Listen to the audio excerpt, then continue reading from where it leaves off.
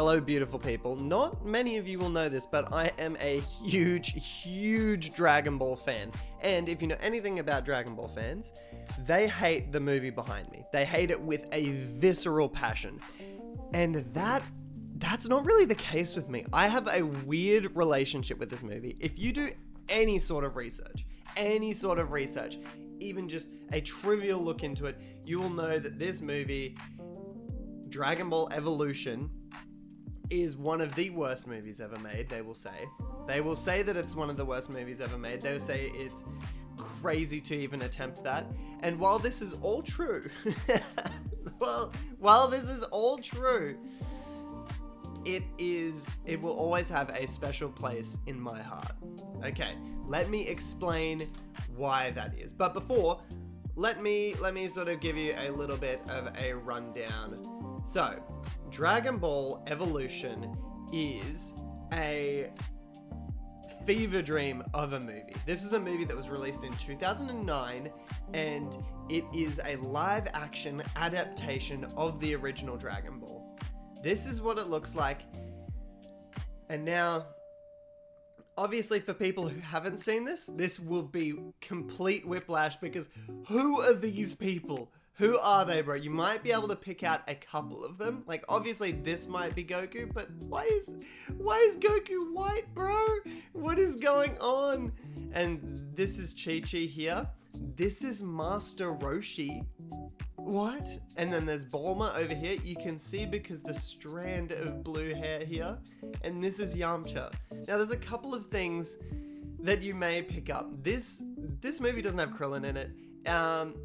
Piccolo in it is actually really freakishly good.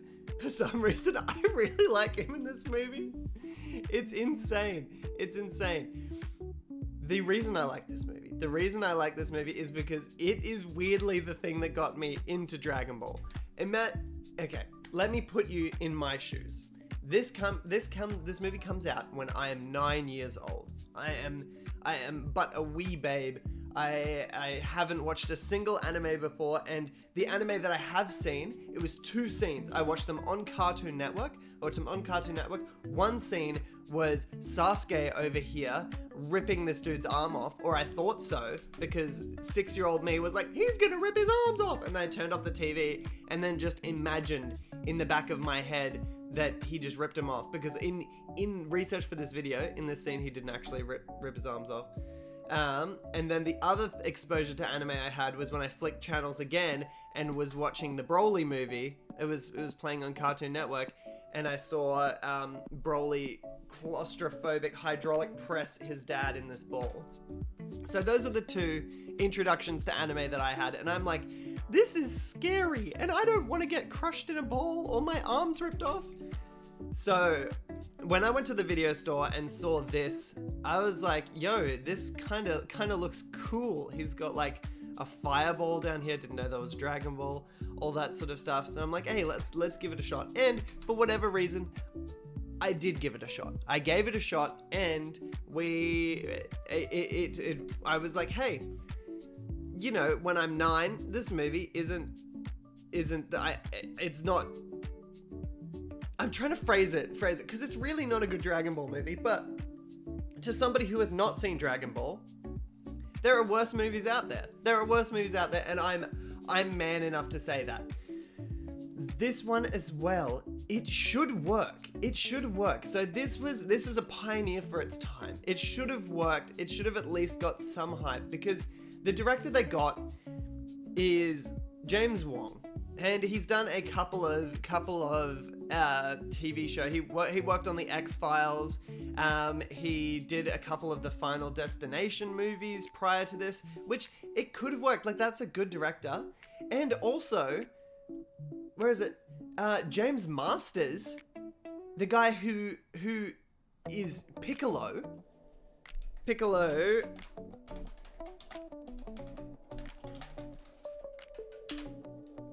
this guy here, he actually went on to voice Zamasu in Dragon Ball Super, which is insane. So much so that he thought for it as like penance.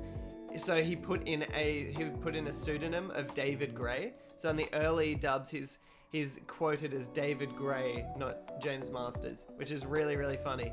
And I don't think it's not necessarily the actor's problem at all. Like, some people are like white Goku. I don't like white Goku, but I like Justin Chatwin. He's in a lot of other things. He's really good in Shameless. He's really good in War of the Worlds, not the new one.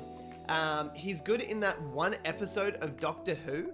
He's in one episode of Doctor Who, and I really enjoyed him in that. I think he's a talented actor. I'm gonna go out and say it.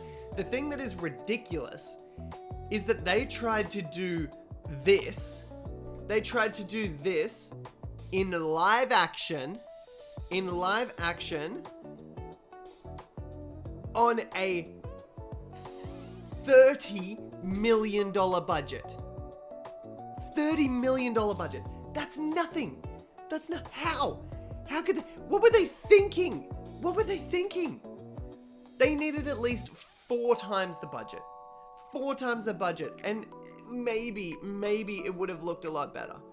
For this budget, like, I mean, the pinnacle of value, pinnacle of value is, I think, John Wick. John Wick was made on a similar budget, but that is also, that's a guy in a car with guns. Like, this is such high, like, shooting for the stars. Let's make an anime in real life. There are some I'm gonna be honest with you. I'm probably gonna watch it again for this channel, but there is a lot of changes that this movie makes. Like, Goku being in high school, there is almost nothing of it is like original Dragon Ball. But to me, who has never seen anime before, when I was 9 years old, this was okay enough for me and my brothers to rent out Dragon Ball Z Burst Limit. And I was like, holy shit, this is peak. This is so good.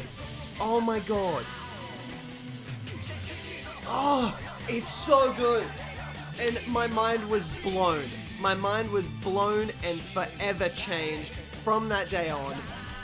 This game only goes up to the Cell Saga. This game only goes up to the Cell Saga. Like, the end of the Cell Saga doesn't include the booze, doesn't include any of the movies. So I was like, oh my god, is this possibly the best game ever? The next year, we got absolute peak. Oh my god. Burst Limit 1 and 2, not Burst Limit, Raging Blast 1 and 2 changed my brain chemistry. This is like more than crack to me as a kid. My brother and I were playing this game every weekend. Oh my god, it's so cool. It's so good. And to be honest, since then we haven't looked back. We haven't looked back. We have both been Dragon Ball fans ever since then because of this pipeline. And I'm gonna be honest and say it. If we hadn't have watched Dragon Ball Evolution back in 2009, we wouldn't be Dragon Ball fans today. I'm just saying that. As a converted Dragon Ball fan, I'm happy to say that. Humble beginnings, humble roots, but I have my praise to give for Dragon Ball Evolution. And that's what this video is going to be about. Bye!